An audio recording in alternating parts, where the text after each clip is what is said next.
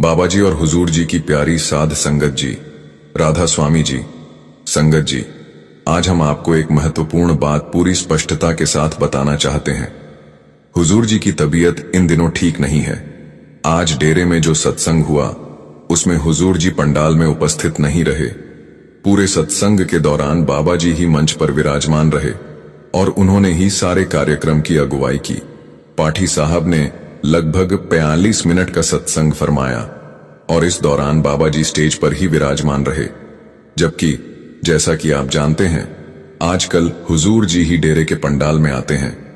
लेकिन अब क्योंकि हुजूर जी की तबीयत ठीक नहीं है तो आज बाबा जी पंडाल में आए। अब जैसा कि अक्सर होता है, जब भी ऐसी स्थिति आती है तो तरह तरह की बातें फैलने लगती हैं। कोई कुछ कहेगा, कोई कुछ। इसलिए हम आपको सच्चाई पहले से बता देना चाहते हैं कि हुजूर जी को बस मौसमी बदलाव के कारण हल्का वायरल फ्लू हुआ है। यह एक सामान्य बीमारी है, जैसी किसी को भी मौसम बदलने पर हो सकती है। इसमें चिंता की कोई बात नहीं है। कल हुजूर जी ने अस्पताल में अपना चेकअप करवाया था। डॉक्टरों ने उन्हें कुछ दिनों के लिए आराम करने की सलाह दी है। डॉक्टर ने इसे फ्लू बताया है, जो कि एक सामान्य समस्या है। इसमें दवाई के साथ आराम करना जरूरी होता है। इसी वजह से पिछले 2 दिनों से हुजूर जी बाहर नहीं आ रहे हैं और आज पंडाल में इसलिए बाबा जी खुद पधारे थे। संभावना है कि इस हफ्ते होने वाले भंडारे में भी हुजूर जी उपस्थित न हों और पूरा कार्यक्रम बाबा जी ही संभालें। हालांकि अगर शुक्रवार तक हुजूर जी की तबीयत पूरी तरह से ठीक हो जाती है तो वे स्वयं बाबा जी के साथ मंच पर आएंगे और सवाल जवाब वाला सत्संग भी करेंगे। लेकिन अभी तक की खबर के अनुसार बाबा जी ने कहा है कि मैं सत्संग करूंगा। इसलिए हम कह सकते हैं कि बाबा जी आगामी शुक्रवार से शुरू होने जा रहे भंडारे की सारी व्यवस्था देखेंगे। आगे क्या होगा यह पूरी तरह मालिक और बाबा जी की मौज पर निर्भर है। कौन सत्संग फरमाएंगे और कौन सवाल जवाब लेंगे, इसका निर्णय वही करेंगे। एक बार फिर से संगत जी से निश्चिंत रहने की विनती है। हुजूर जी को बस हल्का वायरल हुआ है, कोई गंभीर बात नहीं है। कृपया किसी भी अफवाह पर ध्यान न दें और मालिक से यही अरदास करें कि हुजूर जी जल्द पूर्ण स्वस्थ होकर फिर से संगत के बीच आएं।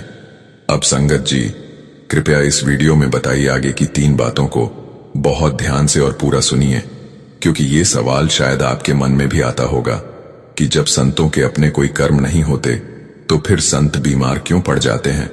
पहले 1 मिनट बात करते हैं इस शुक्रवार के भंडारे की जरूरी सूचना की। संगत जी, यह बिल्कुल स्वाभाविक है कि इस भंडारे के अवसर पर लाखों श्रद्धालु डेरे पहुंचने वाले हैं।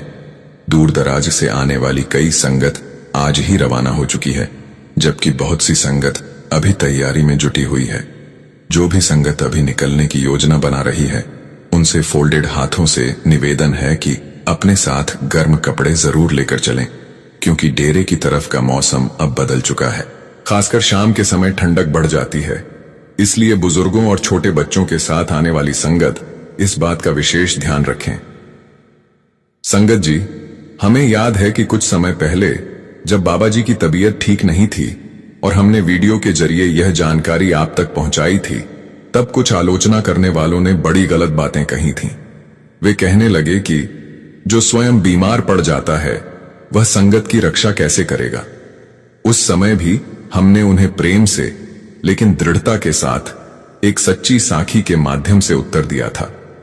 आज जब हुजूर जी की तबीयत को लेकर बातें हो रही हैं तो वही लोग फिर से वैसी ही बात दोहराएंगे। इसीलिए हमने सोचा कि उस साखी को एक बार फिर से याद कर लें, ताकि संगत के मन में कोई भ्रम या चिंता न रहे। देखिए संगत जी, संत महात्माओं के अपने कोई कर्म नहीं होते, लेकिन फिर भी वे कभी कभी शरीर की पीड़ा सहते हैं।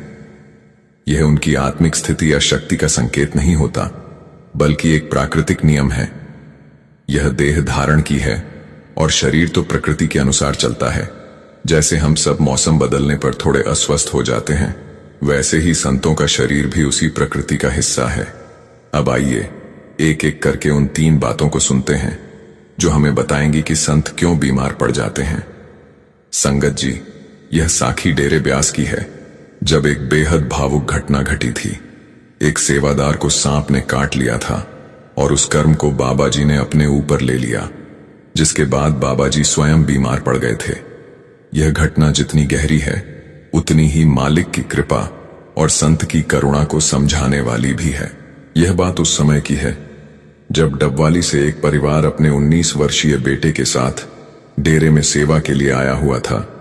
वह नौजवान अपने घर का इकलौता बेटा था, माँ बाप का लाडला और पूरे परिवार की जान। डेरे में उसकी ड्यूटी बाकी नौजवान सेवादारों के साथ खेतों में लगी थी। उस समय आलू की फसल की कटाई चल रही थी। कोई आलू खोद रहा था, कोई उन्हें छांट रहा था और कोई बोरी में भरकर गोदाम तक पहुंचाने में लगा था। सब कुछ बड़ी श्रद्धा, उल्लास और भक्तिभाव के साथ चल रहा था। हर कोई सद्गुरु के नाम की सेवा में मग्न था। लेकिन अचानक उस 19 साल के लड़के ने अपने हाथ में तीव्र दर्द का एहसास किया। वह चौंक गया, तुरंत नीचे देखा और देखा कि हाथ पर 2 गहरे दांतों के निशान उभर आए हैं।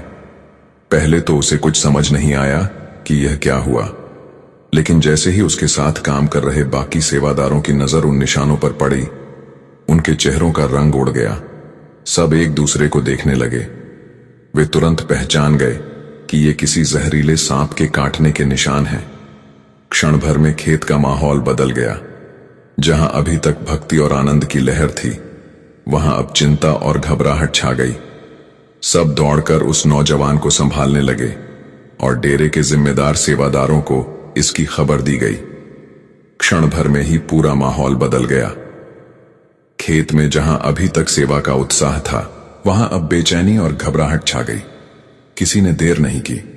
सभी सेवादार दौड़कर उस नौजवान के पास पहुंचे, उसे संभाला और तुरंत खेत से बाहर ले आए। हर चेहरे पर चिंता साफ झलक रही थी, लेकिन भीतर सभी के दिल से एक ही पुकार उठ रही थी, बाबा जी कृपा करो, अपने बच्चे की रक्षा कर लो। संगत जी, उसी समय वहां एक गलती हो गई जो अक्सर हम में से बहुत लोग भी घबराहट में कर बैठते हैं। जब सबको यकीन हो गया कि लड़के को सचमुच सांप ने काट लिया है, तो एक सेवादार ने तुरंत अपनी जेब से रुमाल निकाला और उसकी कलाई पर बहुत जोर से बांध दिया, यह सोचकर कि शायद इससे जहर ऊपर तक नहीं पहुंचेगा।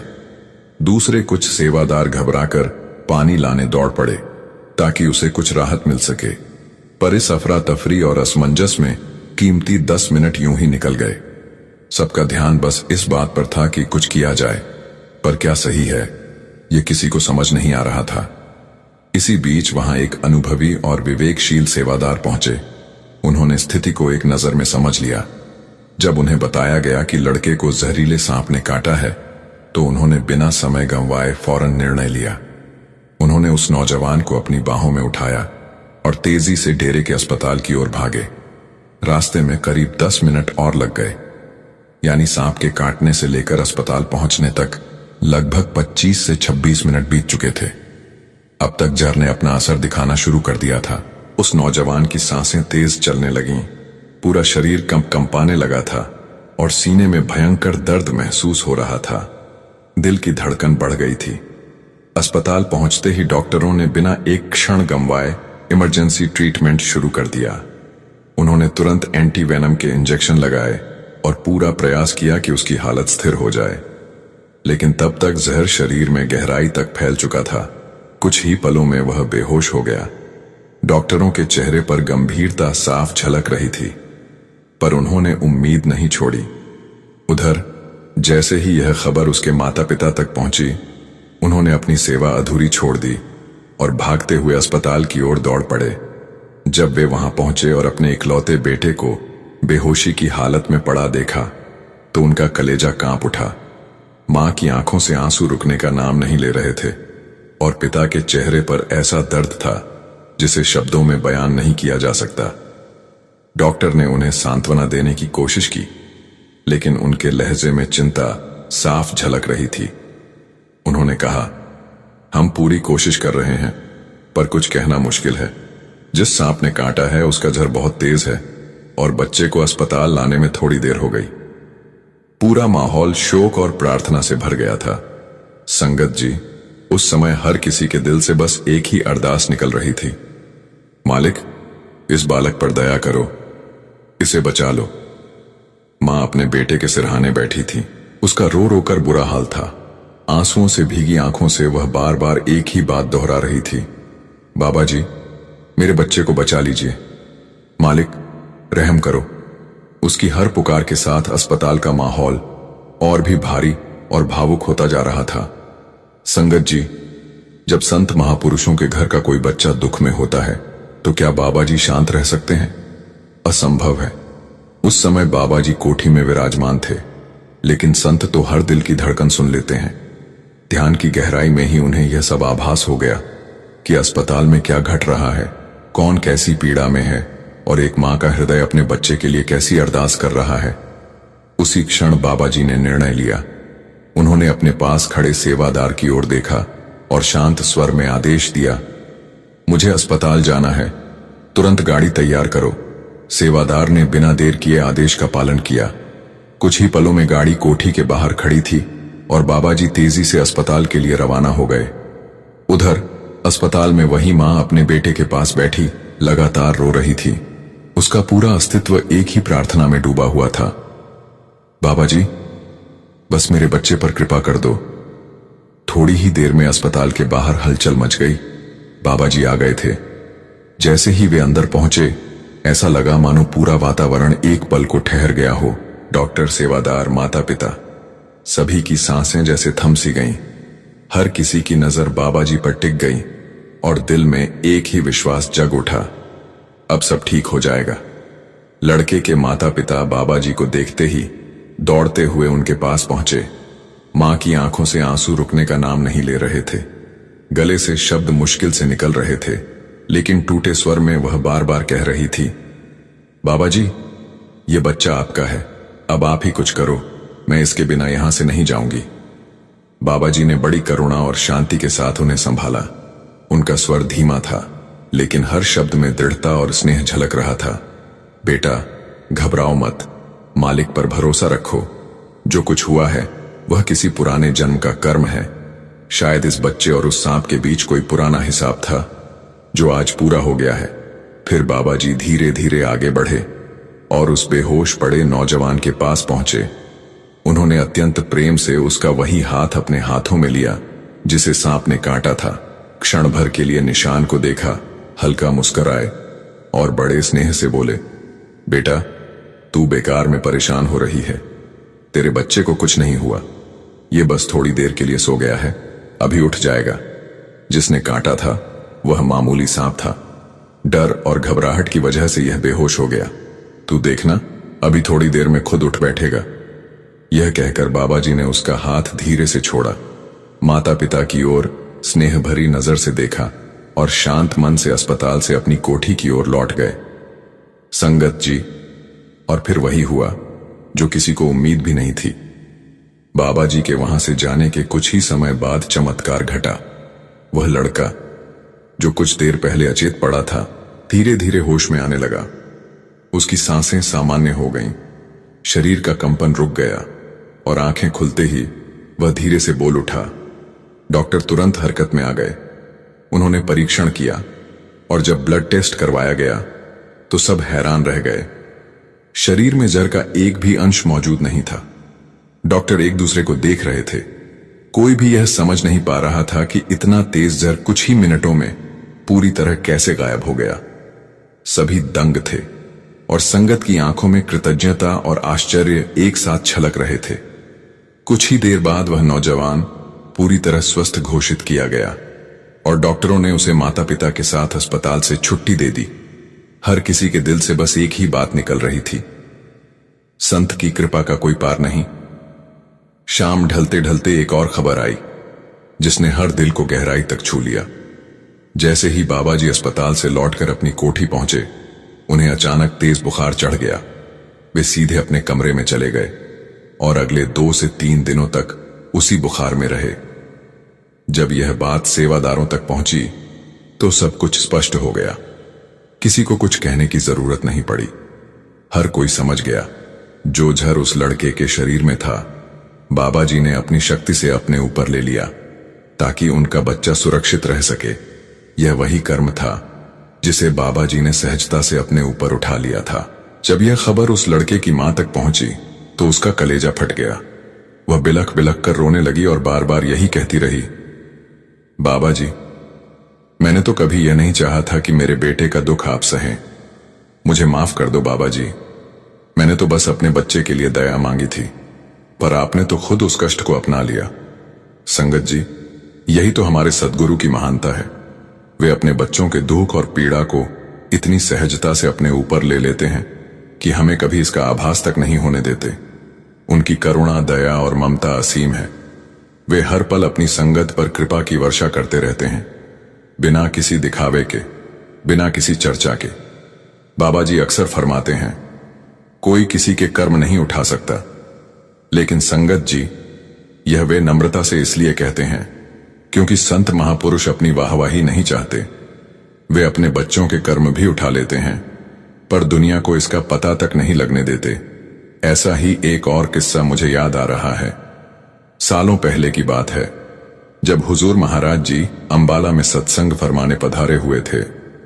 उसी समय डेरे का एक नजदीकी सेवादार बड़ी श्रद्धा से महाराज जी के चरणों में आकर बैठ गया।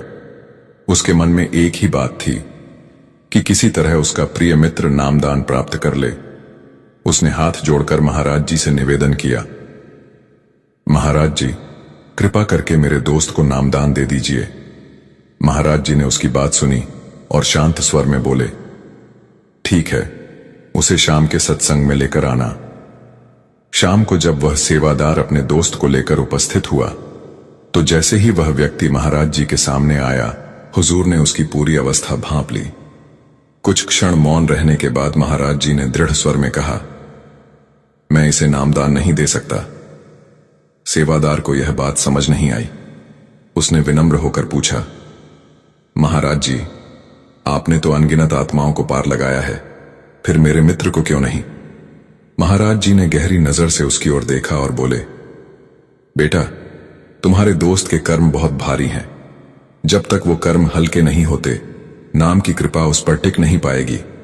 इसलिए अभी इसका समय नहीं आया है। पर सेवादार हार मानने वाला नहीं था। उसने फिर आग्रह किया, महाराज जी, आप दया के सागर हैं, कृपा करके इसे भी नामदान दे दीजिए। आखिरकार महाराज जी ने उसकी सच्ची प्रार्थना देखकर कहा, ठीक है, अगर तू इतना कह रहा है तो मैं इसे नामदान दे दूंगा। लेकिन याद रखना, जैसे ही मैं इसे नाम दूंगा, उसी क्षण मैं अंबाला छोड़कर सीधे डेरे वापस चला जाऊंगा। महाराज जी ने आखिरकार अपने उस सेवादार की विनती स्वीकार कर ली और उसके मित्र को नामदान दे दिया। लेकिन संगत जी, जैसे ही नामदान की प्रक्रिया पूरी हुई, महाराज जी ने वहीं से अंबाला का सत्संग समाप्त कर दिया और तुरंत डेरे के लिए रवाना हो गए। डेरे पहुंचते ही वे सीधे अपने कमरे में चले गए। थोड़ी ही देर में खबर फैल गई कि महाराज जी को तेज बुखार हो गया है। इतना तेज कि वे 12 दिनों तक अस्वस्थ रहे। संगत चिंता में थी, पर किसी को समझ नहीं आ रहा था कि अचानक ऐसा क्यों हुआ। जब यह बात उस नजदीकी सेवादार के कानों तक पहुंची, तो वह जैसे अंदर तक हिल गया। उसके हृदय में तुरंत एक गहरी समझ जागी। उसे महसूस हुआ कि महाराज जी ने उसके दोस्त के भारी कर्म अपने ऊपर ले लिए हैं, ताकि उसकी आत्मा नाम के योग्य बन सके। यह सोचते ही उसकी आंखों से आंसू रुकने का नाम नहीं ले रहे थे। वह अपने आप को कोसने लगा, काश मैंने जिद न की होती, महाराज जी को इस तकलीफ से न गुजरना पड़ता। संगत जी, एक और प्रसंग है जो बाबा जी की असीम करुणा और त्याग का प्रमाण देता है। वह समय जब बाबा जी को कैंसर हुआ था। आप सबको याद होगा, कुछ साल पहले यह खबर आई थी कि बाबा जी गंभीर रूप से बीमार हैं। उस समय कई आलोचकों ने तंज कसा था, जो खुद को नहीं बचा सकता वह दूसरों का क्या भला करेगा। लेकिन संगत जी, जो लोग सद्गुरु की गहराई को नहीं जानते, वे बाहरी बातों से ही निर्णय लेते हैं। आज मैं आपको बताना चाहता हूं कि बाबा जी को कैंसर क्यों हुआ था। इसके पीछे भी एक ऐसी दिव्य कथा है जो सुनकर हर किसी का दिल नम हो जाता है। उस समय बाबा जी ने सिरसा के सिकंदरपुर में सत्संग फरमाया था। सत्संग के कुछ ही दिन बाद उनकी तबीयत बिगड़ने लगी। जांच कराई गई तो डॉक्टरों ने बताया कि उन्हें कैंसर है। उसी क्षण बाबा जी के सभी आगे के सत्संग स्थगित कर दिए गए। लेकिन संगत जी, यह बीमारी यूं ही नहीं आई थी। इसके पीछे छिपी थी उनके बलिदान और दया की गाथा। एक दिन बाबा जी डेरे की कैंटीन में पहुंचे, जहां संगत सेवा में लगी हुई थी। उसी कैंटीन में एक सेवादार भाई बैठा था, जो कई महीनों से कैंसर जैसी भयंकर बीमारी से जूझ रहा था। शरीर से वह थक चुका था और मन से भी टूट चुका था। जब बाबा जी वहां पहुंचे तो उस सेवादार ने जैसे ही बाबा जी का नूरानी चेहरा देखा, उसकी आंखों से अपने आप आंसू बहने लगे। वह कुछ बोल नहीं पाया, बस दिल में एक दर्द भरी अरदास उमड़ पड़ी। हे मेरे सतगुरु, मैं बहुत थक गया हूं इस रोग से, अब मुझसे सहा नहीं जाता। तू मुझ पर दया कर, मुझे इस पीड़ा से मुक्त कर दे। बाबा जी ने उसकी ओर बड़ी करुणा और ममता भरी नजर से देखा। वह नजर कुछ ऐसी थी जैसे सारा संसार थम गया हो। और संगत जी कहते हैं उसी पल कुछ दिव्य घटित हो गया, कुछ ऐसा जो शब्दों में बयां नहीं किया जा सकता। उसके बाद धीरे धीरे वह सेवादार ठीक होने लगा और कुछ ही समय में पूरी तरह स्वस्थ हो गया। लेकिन उसके बाद बाबा जी की तबीयत बिगड़ गई। वही बीमारी, वही दर्द, वही कष्ट, सब बाबा जी ने अपने ऊपर ले लिया। कुछ ही समय बाद संगत जी एक ऐसी खबर आई जिसने सभी के दिलों को हिला दिया। बाबा जी को कैंसर हो गया था। यह सुनते ही पूरे डेरे में सन्नाटा फैल गया। जब वही सेवादार भाई, जिसकी बीमारी मिट गई थी, यह बात जान पाया तो वह जैसे पत्थर का हो गया। उसे तुरंत वह दिन याद आ गया, वह क्षण जब बाबा जी ने प्रेम और करुणा से भरी वह नजर उस पर डाली थी। उसकी आंखों से आंसू रुकने का नाम नहीं ले रहे थे। वह फूट फूट कर रोने लगा और बार बार कहने लगा, हे मेरे मालिक, हे सच्चे पातशाह, मैंने तो बस दर्द में कह दिया था कि मेरी बीमारी दूर कर दो। मैंने तो कभी यह नहीं सोचा था कि आप मेरे दुख को अपने ऊपर ले लेंगे। मैंने तो कभी ऐसा नहीं चाहा था मेरे बाबा जी। संगत जी, जब डॉक्टरों ने यह पुष्टि की कि बाबा जी को सचमुच कैंसर है, तो उन्हें इलाज के लिए विदेश जाना पड़ा। उस समय डेरे का माहौल पूरी तरह बदल गया था। हर ओर एक अजीब सी खामोशी थी। संगत पहले जैसी नहीं रही। हर चेहरा उदास था, हर आंख नम थी, किसी के होठों पर हंसी नहीं थी। बस दिलों में एक ही अरदास गूंज रही थी, मालिक, हमारे बाबा जी को जल्दी स्वस्थ करके वापस लौटा दो। दिन पर दिन बीतते गए। सबकी निगाहें बस एक खबर का इंतजार कर रही थीं। फिर एक दिन वह पावन क्षण आया जब बाबा जी इलाज करवाकर भारत लौटे। जैसे ही उनके डेरे में पहुंचने की सूचना फैली, पंडाल में लोगों का सैलाब उमड़ पड़ा। हर कोई बस एक झलक पाने को बेताब था।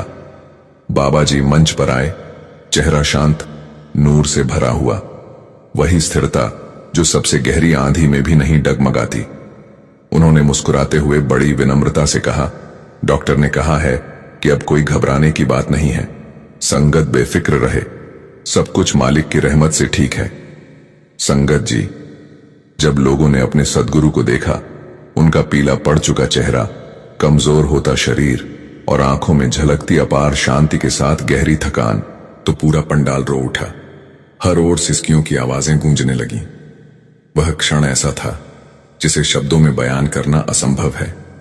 जिसने भी उस दृश्य को अपनी आंखों से देखा, उसकी आत्मा तक कांप उठी। सच कहें तो वह पल रूह को झकझोर देने वाला था। अब मन में यह प्रश्न उठना स्वाभाविक है, क्या संत भी बीमार पड़ सकते हैं? क्या उन पर भी कर्मों का प्रभाव होता है? संगत जी, नहीं, सच्चे संतों के अपने कोई कर्म नहीं होते। वे तो कर्म बंधन से बहुत ऊपर होते हैं। पर जब वे किसी आत्मा को नामदान देकर अपने संरक्षण में लेते हैं, तो उस जीव के भारी भरकम कर्मों का भार अपने ऊपर उठा लेते हैं। इसी कारण वे हम सबको बार बार समझाते हैं, अच्छे कर्म करो, दूसरों का भला सोचो, भजन सिमरण में लगो, ताकि हमारे पुराने कर्मों का हिसाब चुक सके। संत हमें सही राह दिखाकर, हमारे कर्मों को हल्का करके हमें परम पिता के घर पहुंचाने की अपनी दिव्य जिम्मेदारी निभाते हैं। संगत जी, हम सब इस माया जगत में आकर यह भूल बैठे हैं कि यह जगह स्थायी नहीं है। हमें ऐसा लगता है जैसे हम यहीं हमेशा के लिए रहने वाले हैं। पर जरा ठहर कर अपने पिछले 20-25 वर्षों को याद कीजिए। कितने ही अपने, कितने ही परिचित इस संसार को छोड़कर जा चुके हैं। किसी ने सोचा भी नहीं था कि वे एक दिन नहीं रहेंगे, लेकिन यही तो सत्य है, यहां कोई सदा नहीं ठहरता। हुजूर महाराज जी ने रविवार के सत्संग में बहुत ही गहरी बात कही थी। राम गयो, रावण गयो, जाको बहु परिवार। सोचिए संगत जी, जब श्री राम जैसे मर्यादा पुरुषोत्तम और रावण जैसे बलशाली भी इस दुनिया में टिक नहीं सके, तो फिर हम कौन होते हैं? इसलिए अभी भी समय है जागने का, संभलने का। भजन सिमरन में लग जाओ ताकि यह अनमोल मानव जीवन सफल बन सके।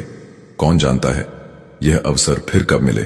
अगर इस जन्म के बाद आत्मा को किसी अन्य योनि में जाना पड़ा तो 84 लाख योनियों में से एक बार फिर मानव शरीर पाना कितना कठिन होगा।